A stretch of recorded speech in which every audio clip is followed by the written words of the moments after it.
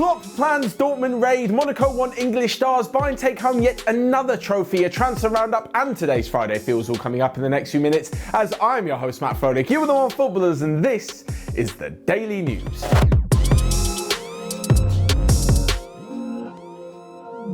So first up, and Jurgen Klopp is apparently planning a raid on his former club Dortmund for wonder kid Gio Reyna.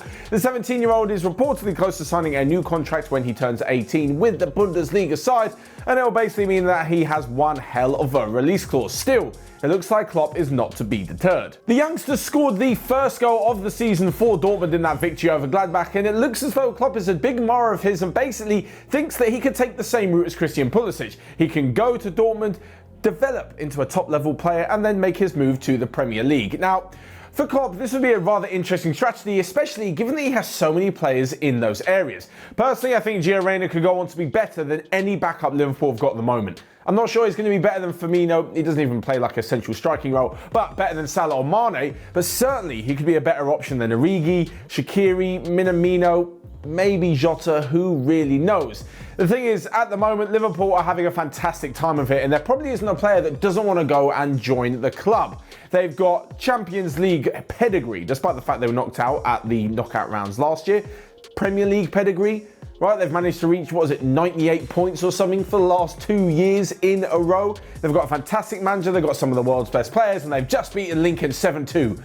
What more is there to want? Also, Curtis Jones is like a fantastic player for the future as well. Anyway, with that League Cup tie, it now means they've set up the next round against Arsenal, who they also play on Monday night in the Premier League. So 2 fixtures for Klopp and Arteta to battle it out over next week. Moving on though, and to the future of 2 young English players who really need a kick up the backside. That is Dele Alli and Callum Hudson-Odoi. Ali's fallen out of favour at Spurs ever since being taken off at half-time in their first Premier League fixture of the season, and Callum Hudson-Odoi has seen so many players come in at Chelsea, he doesn't really know where his future stands. So Monaco could be the best place for both of them. Now, there were rumours in the last few days that PSG were interested in taking Dele Alli on loan, but they quickly removed themselves from that story. However, despite the fact that Jose Mourinho thinks Ali might stay, and it looks as though he is going to stay more than he's going to leave, Monaco have still registered their interest in Spurs' player alongside Callum Hudson-Odoi for all the reasons that I've just mentioned.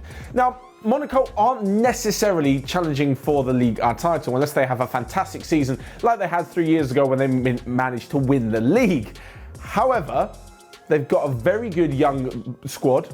They've got some really good players, and they're known for developing and then selling on some extraordinarily good young talent. The thing is that both players will be able to get away from the pressures of the Premier League. They'll be playing in Ligue 1 where there's not too much pressure on them to go and win the title or even to finish top 4 when it comes to Monaco, and they'll get regular game time. I know it seems a bit absurd, but Monaco definitely have the money to pay both of their weekly wages as well. So maybe, just maybe, this could turn out to be a good deal. If I'm going to bet on one of them moving, it's a little bit more likely that Callum Hudson-Odoi will be leaving, just because there's far more players ahead of him in the Chelsea lineup than it is Ali at Spurs. Next up though, and to Bayern Munich, who have won yet another trophy, and I keep on saying it, but if, a big if, and I normally don't care about the Ballon d'Or, it was on this year, Lewandowski wins it hands down. Every single trophy, he's won it. Every single tournament, top goal scorer, fantastic from him, and what an assist for Leon Goretzka last night. But that wasn't the story. Javi Martinez, on potentially his final game for Bayern, grabs the win in extra time after an outrageous penalty from Lucas Ocampos got Sevilla off the mark. It was rather a good game and rather befitting of having a few fans back into the stadium in Budapest. Of course, the 67,000-seater stadium wasn't full, but there were quite a few fans there who witnessed Bayern Munich's victory. And Hansi Flick, I mean, since he took charge, it's 37 games, I believe, 35 wins and 4 trophies. Most managers don't even get that in their whole career, yet he's whipped out 4 trophies in the space of like 10 months. Unbelievable. And in all honesty, you can just see Bayern's domination continuing, not even in the Bundesliga, but especially in Europe as well. They look like a side set up for the future.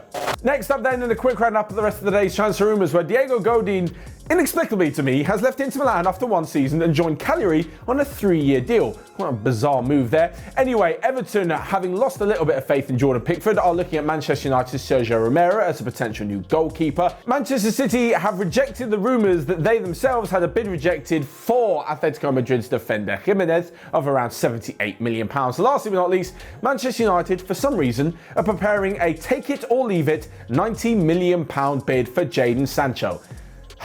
I don't know how many times Dortmund have to say they want 108 million. 90 is not 108, so the bid's going to be rejected and Sancho will be staying. And talking of this, I made a video yesterday about 5 potential alternatives that United could sign instead of Jadon Sancho, and you can check that video out right here. So after that shameless plug, let's move on to Friday Feels. You know what this is, where you guys leave your footballing predictions for the weekend in the comment section down below, and we read out a few of the correct ones on Monday. An exciting weekend of football, and first off, I'm going for Real Betis to take a point off Real Madrid in a 1-1 draw. I think Inter Milan are going to run out 2-0 victors over Fiorentina, and in the Yorkshire derby between Sheffield United and Leeds, I'm going for 2 red cards, 1 for each side. There you have it then. You guys let me know your Friday feels in the comment section down below and your thoughts on the rest of today's daily news ahead of what promises to be a scintillating weekend of football. Anyway, whilst you're at it, you can smash the like button and click here or here to check out all of the other videos we've got going on OneFootball. But until next time, have a great weekend and I'll see you guys later.